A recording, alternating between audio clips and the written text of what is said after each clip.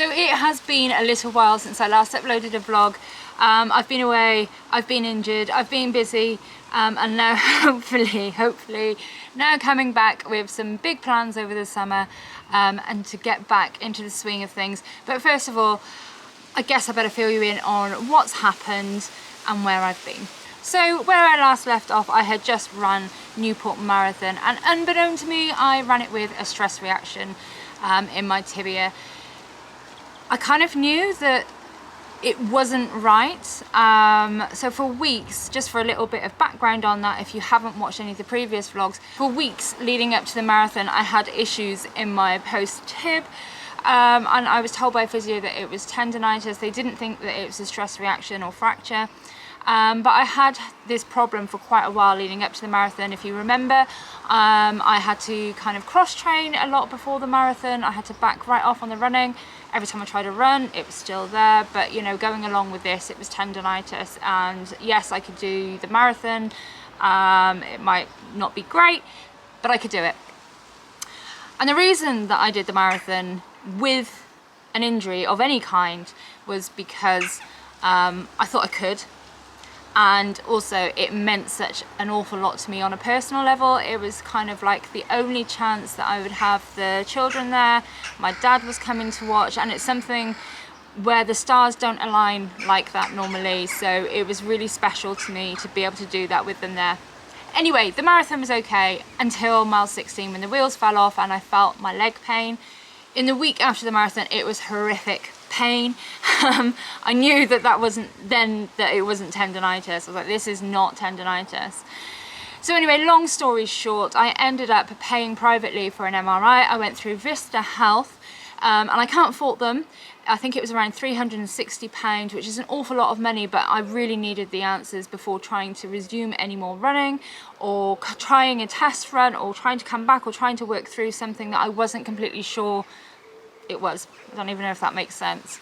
So yeah, went for a scan with them, very quick. It was like a 5-day turnaround for all of it. Received a report back from my scan, which did indeed confirm that I had a stress fracture in my tibia, or stress reaction. I think bone stress injuries are pretty much the same, but it wasn't a severe fracture. It was classed as a stress reaction in the bone.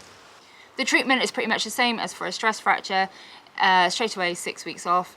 The first few weeks I was in a boot. I even needed a crutch for a while. It was incredibly painful. I felt like it would be a worse fracture than it actually was because it was so painful. But anyway, time in the boot.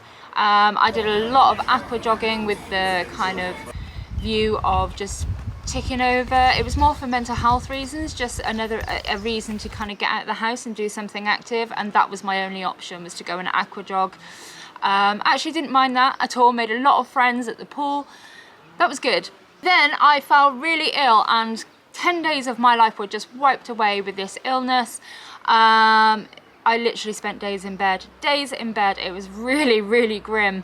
And that kind of just wiped out all of the cross training I'd been doing anyway. So anyway, fast forward, post illness, kind of post 6 weeks recovery. And yeah, we're building, we're coming back gradually. I'm not going to say that the comeback from this injury has so far been smooth sailing. The first week of try and run walking, I could feel it kind of after the run, but I don't know how much of that was psychological. I spent so long running with this pain in my leg that I feel like it's kind of ingrained in there, that I'm expecting that pain, that I'm looking for that pain. We're now up to 30 minutes of running. All is good, all is good. I just need to kind of get it out of my head. For instance, yesterday I went for a hilly run, and it was only 30 minutes, but I kind of felt myself backing off on the downhills quite a lot because I was waiting for it to hurt. And I think that's going to take a little bit of time just to kind of get that out of my head and, yeah, kind of disrupt the brain body switch and tell the brain that this isn't going to hurt, that it is healed, because it is healed, and yeah, go from there. My time off in injury, I kind of stepped back from YouTube, social media a little bit, because I just wanted to feel my way through the injury. For me, that was finding something other than running to focus on.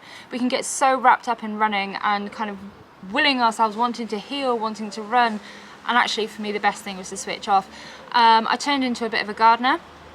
I did a garden project, never have time for that normally, but yeah, I kind of directed my attention towards the garden and did little projects around the garden, which was really good, just completely stopped me from thinking about running. Threw myself into the coaching more. So when I say forget about running, I mean my own personal running, but actually watching others improve and helping others towards their goals.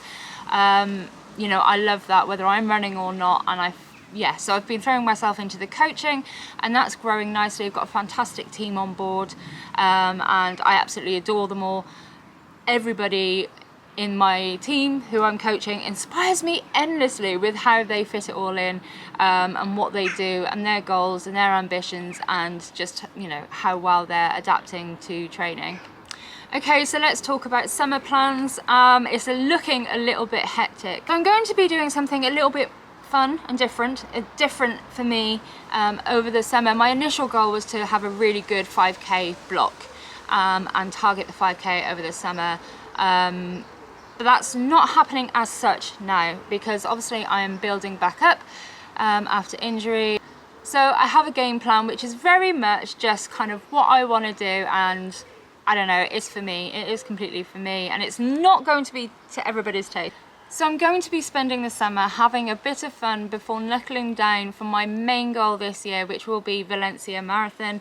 I've not had much luck getting there the past couple of years, but this year it is happening, because that is going to be my goal marathon, where I'll hopefully get that BQ, the Boston qualifying time.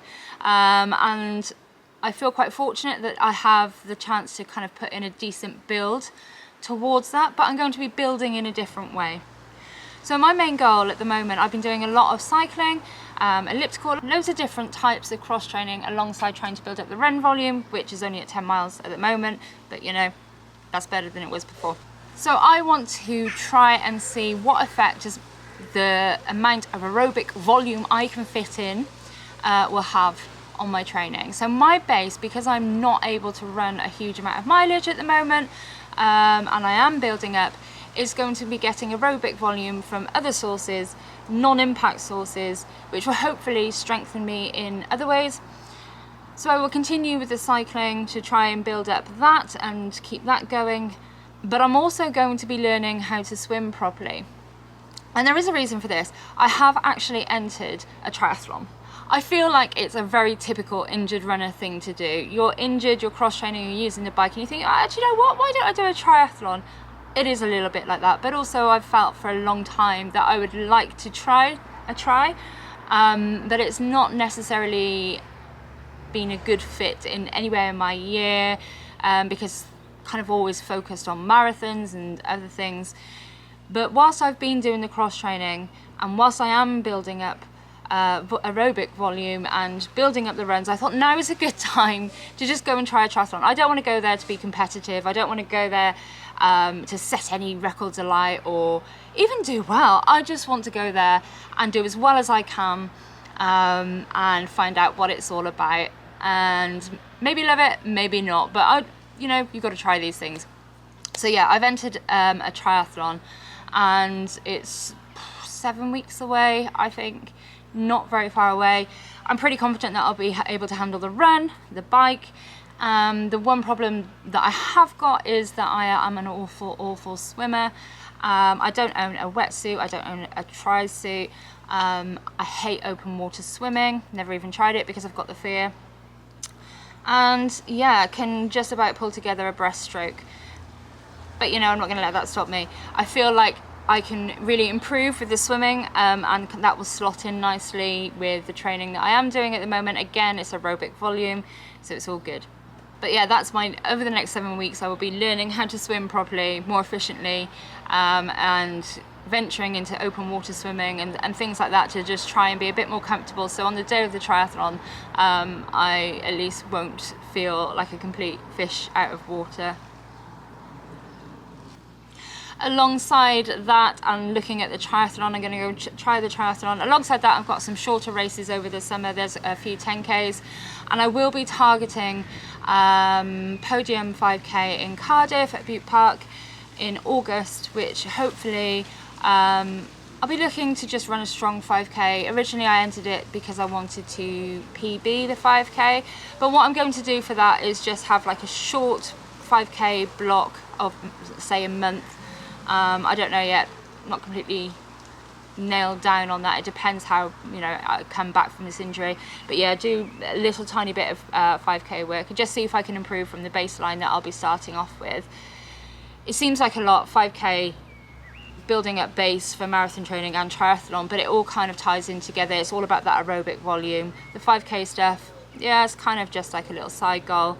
But the main thing is really building up aerobic volume, getting a bigger aerobic engine. To build a really big aerobic engine, you need to do a lot more base work and a lot higher volume over a longer period. So it'll be improved, but it's not going to be top end. But yeah, do all of that, then get cracking with Valencia marathon training. I think that's it. I think that's my plan. But yeah, it might change a little bit. But I'm hoping now I've had a little reset, I've had a little step back, come back, and yeah, share my adventures over the summer. So triathlon might not be your thing, but you know, you'll probably see me panicking on my first open water swim. But I'll be sharing it all. I'll be sharing the 5K stuff. And we'll see. We're not going to know for now what effect trying to do aerobic volume and increase that is going to have on my marathon. Obviously I won't know that until December, but I can show you what I'm doing along the way. Good to be back. Missed you guys. Thanks to everybody who reached out during my time away to check that I was okay, or just to see what was up. But yeah, thank you, much appreciated. I'll be sharing my journey back. At the moment, it's feeling very difficult. It's very hot and humid here, and going out for 30 minutes feels like a marathon right now.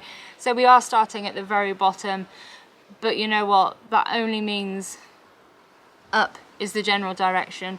Obviously not all progress is linear, and I very much know that, and I'm already experiencing that, but as long as we are kind of generally going forward and up, I'm happy with that.